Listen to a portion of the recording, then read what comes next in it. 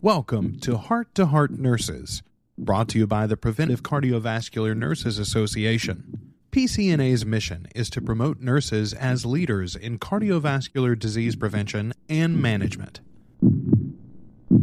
We are so excited for the opportunity this morning to speak with Kim Newlin. And Kim, I'm going to let you introduce yourself and then we'll start into our topic, which is heart failure today. Thank you. Thank you for having me this morning. My name is Kim Newlin. I am a cardiovascular nurse practitioner and clinical nurse specialist with Sutter Health, more specifically at Sutter Roseville Medical Center in Northern California. I've been there 19 years and held a number of positions. Probably my favorite positions right now are I run our transition of care program for high-risk cardiac and pulmonary patients, and within that we have cardiac and pulmonary rehab. And I also run a clinic for high-risk cardiac patients coming out of the hospital. It started with heart failure back in 2011, and we've added on other high-risk cardiac patients since then. And I have had the opportunity to spend an hour with them after they've been hospitalized to really go over medications, treatment options, a lot of the content I'll actually be discussing today in our podcast. I've also had the honor of being a PCNA member for over 20 years and on the board for the last 9 years. Well, we are, again, so grateful to you for taking time with us today. So let's dive right in and talk a little bit about what's new in the world of heart failure medications and or some of the guidelines. Yeah, excellent. It's actually a pretty exciting time for heart failure, which was not the case when I first started. We had a few medications and treatments that we could use back in 2010, 2011, but really we started to see about 5 years ago in the updated guidelines in 2017 came into the scene where the ARNIs, or sacubitril, valsartan, and ivabradine, or Corlinor, which really added some new treatment options to reduce mortality and morbidity in our heart failure patients. What's been great this year and in the last year or so, we now have the addition of the SGLT2 inhibitors.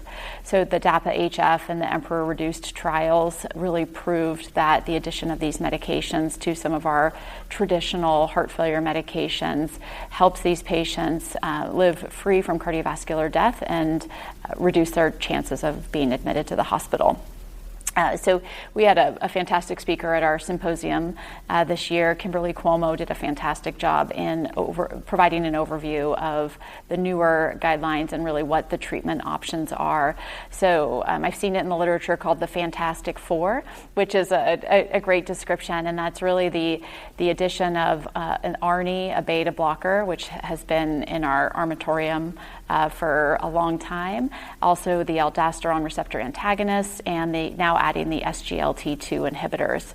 And what we're seeing is if you use these 4 drugs, there was an analysis done in 2020 which showed that if you took a 55-year-old patient with heart failure, you use these 4 drugs, it provided 8.3 years free from cardiovascular death and 6.3 additional years of survival, which are astounding numbers and things we didn't see with some of our traditional therapies. And that's when compared to using just our original ACE inhibitor and beta blocker alone.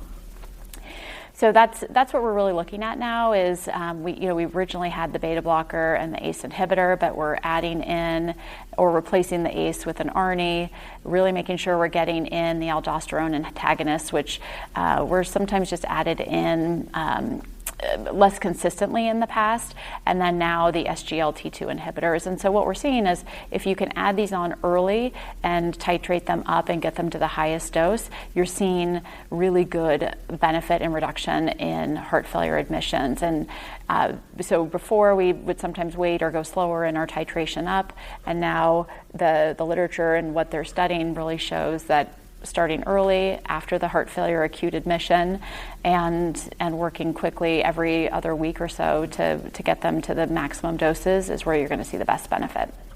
So let me ask a related question, and that is, as you are working as a clinician with these patients, are there strategies that you are using to ensure that the patients understand the application of all 4 of these medications? Because I can imagine that in their mind they're thinking, oh my goodness, here's yet something else they're asking me to take.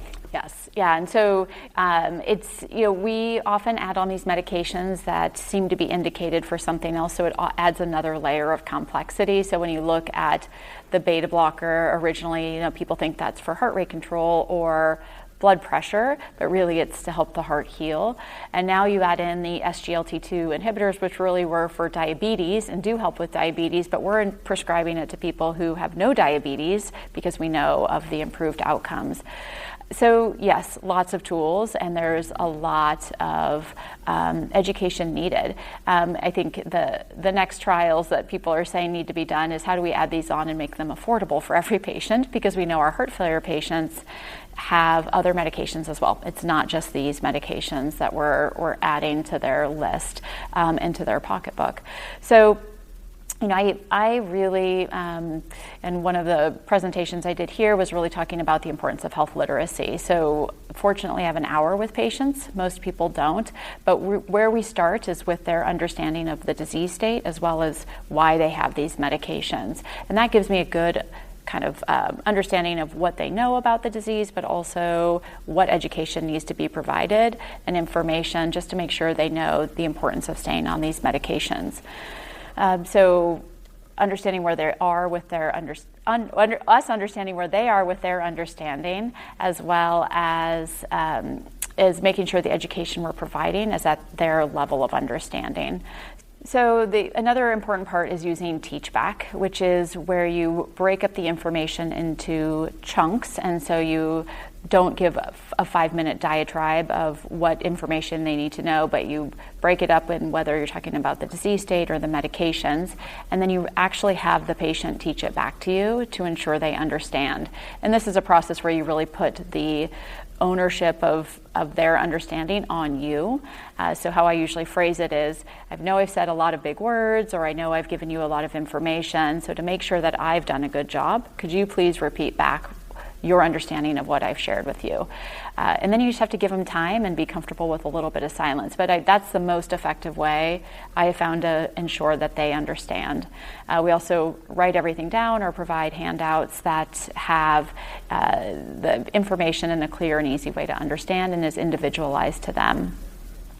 Something else that we do is develop SMART goals. So SMART goals are goals that are specific, measurable, achievable, realistic, and time-based. And so it's allowing us to really identify something they want to work on for changing, whether it's just taking their medications more regularly or making some changes in diet or in their physical activity levels. So there's a lot of areas of opportunity within heart failure to make some changes. So using those goals helps provide some specific information between this visit and maybe the next visit when they come back, and what they can implement. Another tool that we use is something called shared decision making, which is a way for us to really, again, make sure that they understand everything around the disease state, but also the treatment options. So when you get into heart failure, yes, there's medications and lifestyle changes, but then you're quickly talking about, do they need a defibrillator, or do they need possibly to be on a transplant list or getting something like a ventricular assist device. So we want to start having those discussions and really making sure they understand, because if you understand kind of what we call the buffet of options, so when you go to a buffet, if you see something really good, you're going to make a different option or a different choice with something on the left side of the buffet versus on the right side of the buffet. So kind of the same thing is really what are all the options that are laid out for you, and that helps with that decision-making process. And there are some great tools online that we use for shared decision-making, which really take you through the stepwise process and guide the patient through education and understanding risks and benefits as well. We've been talking with Kim Newlin about heart failure, and we'll be right back. For more education, resources, and tools for your clinical practice, visit PCNA.net. You'll find CE courses, patient handouts, and more, all free to access. Visit PCNA.net. We're back with Kim Newlin speaking about heart failure, and we know that heart failure can be a complex disease to manage, and it definitely takes a team. And I'm wondering if you could discuss ways to get heart failure patients into cardiac rehab. Yes, this is also a passion project of mine. I have had the good fortune of being part of the Million Hearts Cardiac Rehab Collaborative, whose mission it is to increase cardiac rehab referral. So we know that only about 20% of eligible patients across the country get referred into cardiac rehab, and that's much lower in patients with heart failure because that's actually a newer indication that's covered by Medicare now. So this is again for patients who have an ejection fraction equal to or less than 35%, and that's where Medicare does provide coverage for these patients. So there are some great ways to get your patients into cardiac rehab, both at an individual and at a system level, a healthcare system level. Those are actually outlined. There's a great Million Hearts and AACBPR cardiac rehab change package that's out there if you're really interested in finding out more tools and different approaches. But something that I recommend and that we've tried to do within our Sutter Health system, where we have 8 cardiac rehab program, is really making sure, one, that the ordering clinicians know about who qualifies. So when heart failure came on board several years ago, it took us a while just for that information to get out to the ordering clinicians that these patients would qualify and benefit. We and a few other of our Sutter Health cardiac rehab programs that I know across the country, many did, was make sure they really were prepared to take these patients. Their energy level is different than maybe your type A cardiac or acute MI patients. So the exercise programs, we just need to tailor them to these individuals. And the education's a little bit different too, talking to someone who has heart failure versus not having heart failure. So we also just had to make sure we knew which programs were in our community.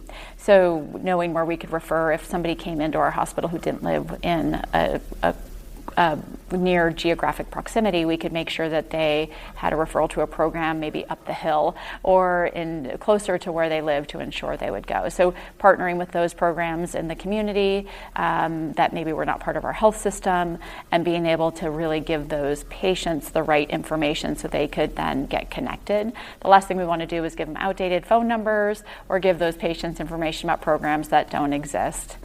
And really, I think an important part is talking to the patients about the benefits of cardiac rehab, and that's all part of that shared decision making. So yes, there's medications, super important, but the benefit of physical activity and the ability of physical activity through cardiac rehab to actually improve that ejection fraction and help them feel better and be able to do the things that they want to do is really important, because it is a commitment. If it's 2 to 3 days a week, they have to get up and get dressed and get there, and that's a little bit daunting to people who have a new diagnosis as well. Are there any other resources that you didn't mention already that you would like to share with our audience? Yeah, so of course PCNA has a great heart failure education packet and includes even a stoplight tool which you can use with your patients, which helps those individuals try to make sure they catch symptoms that are developing early on so they're not so sick that they have to go to the hospital.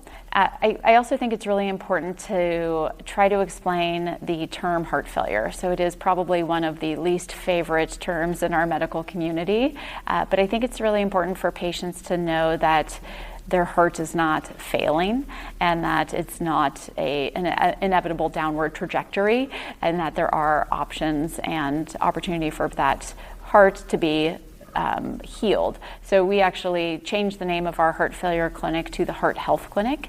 We found that patients literally would not show up because failure was in the name. But I think it's probably the first place you need to start, because they're told they have heart failure, and then there's often an overwhelming sense of doom and that there's nothing they can do. So an important part in education and early education about what heart failure means and what it doesn't mean.